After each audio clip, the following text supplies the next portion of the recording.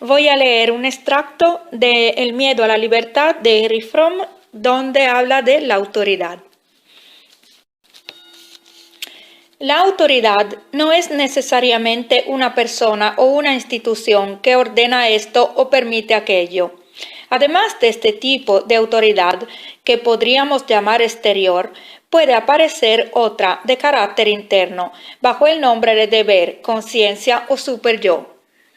En realidad, el desarrollo del pensamiento moderno, desde el protestantismo hasta la filosofía kantiana, puede caracterizarse por la sustitución de autoridades que se han incorporado al yo en lugar de las exteriores.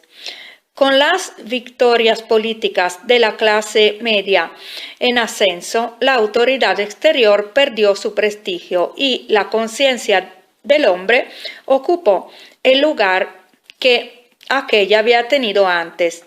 Este cambio pareció a muchos una victoria de la libertad. Someterse a órdenes nacidas de un poder exterior, por lo menos en las cuestiones espirituales, pareció ser algo indigno de un hombre libre. Pero la sumisión de sus inclinaciones naturales y el establecimiento del dominio sobre una parte del individuo, su naturaleza, por obra de la otra parte, su razón, voluntad o conciencia, pareció construir la esencia misma de la libertad. El análisis muestra, empero, que la conciencia manda con un rigor comparable al de las autoridades externas y que además muchas veces el contenido de sus órdenes no responde en definitiva a las demandas del yo individual, sino que está integrado por demandas de carácter social, que han asumido la dignidad de normas éticas. El gobierno de la conciencia puede llegar a ser aún más duro que el de las autoridades exteriores, dado que el individuo siente que las órdenes de la conciencia son las suyas propias, y así, ¿cómo podría rebelarse contra sí mismo? En la década recientes, la conciencia ha perdido mucho de su importancia.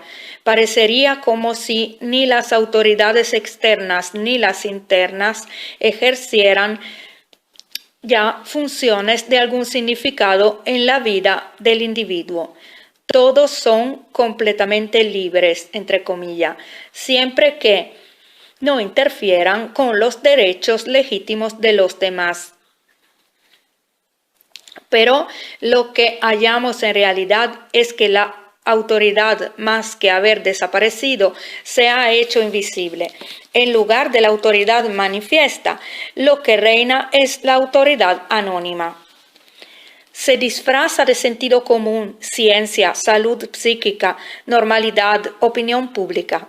No pide otra cosa que lo que parece evidente por sí mismo. Parece no valerse de ninguna presión y si tan solo de una blanda persuasión. Ya se trate de una madre que diga a su hija: yo sé que no te gustará salir con ese joven.